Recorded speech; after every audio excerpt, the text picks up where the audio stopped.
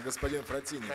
Мы с господином Рюи участвуем вместе с группой политиков и военных в работе над новой инициативой в области евроатлантической безопасности. И надеюсь, что в ближайшие дни мы представим общественному мнению эту новую инициативу.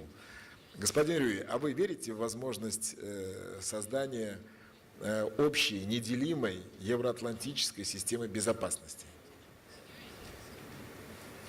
Thanks, Igor, for the conference.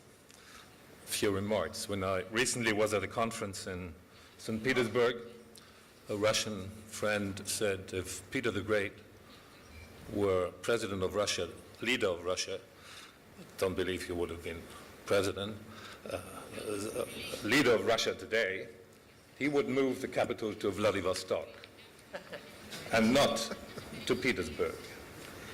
Well, we'll never find out because as far as I know, he's not the leader of Russia today, and there are no plans of the Russian government to move the capital to Vladivostok. But why did he say that? And we have a lot of that language also today. Europe is in decline. The European Union is in decay.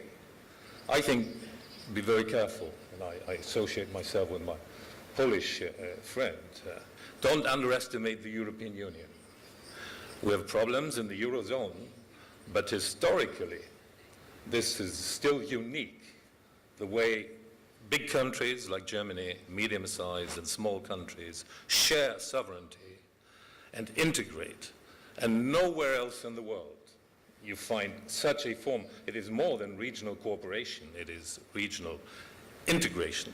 So, yes, we have problems, but you're part of the West. And I believe I've been enough in the East-West divide. Russia is part of the West, and Russia can best look after its interests in a close relationship with the West, security-wise, with NATO, an open NATO, and also the European Union. But why doesn't this happen? And we've heard the potential is great, but the reality is poor, and we've heard all the right words. But why aren't things happening? Few things. I think in the European Union, the understanding of modernization is, and modernization partnership is, it's not enough to have a strong state and modern technology to modernize a country. But civil society has to play an important role. Checks and balances. Nobody has all the wisdom to develop a country. You need the civil society. And obviously, there's a difference in this concept of modernization between the European Union and Russia. And this is what we have to talk about.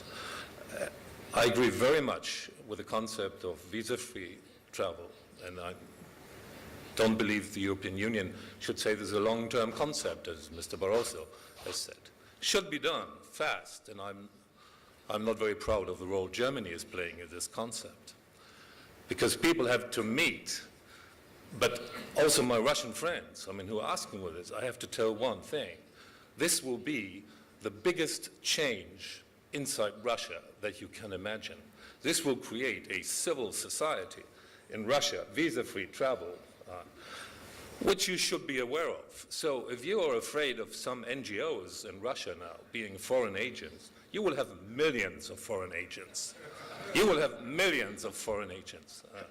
Because I'm deeply convinced if they have studied in Paris, or if they've lived in London, or have met friends in Berlin, they'll come back changed. You know this. And not just young people. We have the experience in history. And this will change Russia in a way which will bring us together. Very much. So I'm very much in favor of it. But the people who are here asking for visa-free travel, I have to tell, don't think this as a technological project. It will bring real change for Russia, and you should be aware of this. Last remark. Yes, we have problems in the Eurozone. And probably the Eurozone will have to deepen much more in order to keep things together. But then there is a European Union, and we have to make an effort to keep Great Britain in the European Union, from my point of view. So we may have to open up a little bit. We have to accommodate Turkey and Ukraine and Russia. And so I believe with a deepening inside the Eurozone, and the European Union maybe more opening up, and the concept of the Union of Europe, which is developed in Russia, there may be a new architecture developing, and we have to have strategic trust and also strategic thinking, and not from one summit of the European Union and Russia to the next, just talking day-to-day politics. But this is the strategic concept. I mean, we will not share the currency. It will be difficult enough to share it among the Eurozone members. And I'm convinced, and I would be very much interested, so far if you enter the European Union, you're supposed to go into the Euro, unless you have special negotiations, as in the case of Denmark and Great Britain. Can you imagine this? I can imagine that. It should be given up by the European Union, that every member of the European Union should have the Euro over time. This is nothing to do with reality. So a deepening among a core, which is already happening, and if it doesn't happen, it will break. And a more open European Union and a Union of Europe. And I think then, if the changes which I've mentioned come on, and they will happen in the society, we're on a good way to bring things together. So yes, there's a lot of potential, but the reality is too poor so far, but I'm still optimistic. But never underestimate the European Union. It's a historical concept. Forget about the day-to-day problems.